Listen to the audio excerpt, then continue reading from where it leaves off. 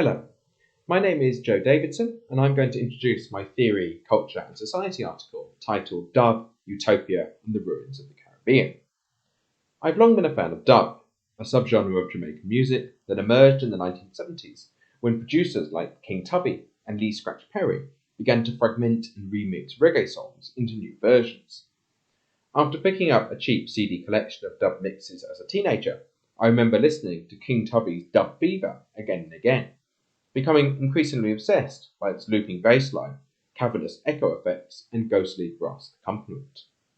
However, it was only after beginning my PhD, which looks at questions of social time and historical consciousness, that I returned to dub as a theoretical resource. In particular, I noticed a strange affinity between the fragmented soundscapes of dub and the conceptualization of ruins found in the work of Caribbean writers like Aimé Césaire, Edouard Glissant, and Derek Walcott. These writers, in their own ways, understand slavery and colonialism as agents of ruination.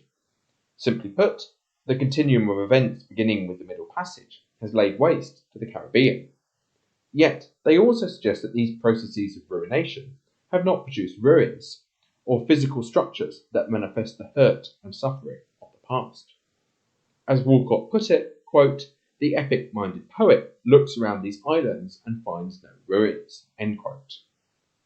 It is here, as I argue in the article, where dub comes in. Dub producers, using technological interfaces like the mixing board and effects boxes, broke up reggae songs that arrived at the door of the studio, separating the drums, bass, instrumentation, and vocals, and recombining them into a broken structure.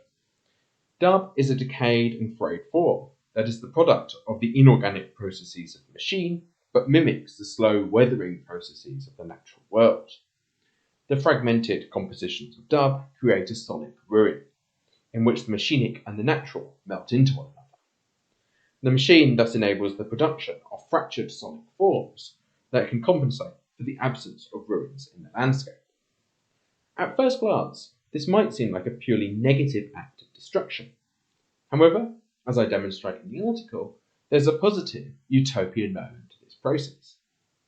Ruins, as W.E.B. Du Bois reflects in his discussion of a ruined schoolhouse in The Souls of Black Folk, pique the imagination, encouraging us to reconstruct a world where everything is whole and harmonious. In a similar fashion, the dub producer's broken mixes encourage the listener to imagine the song remade.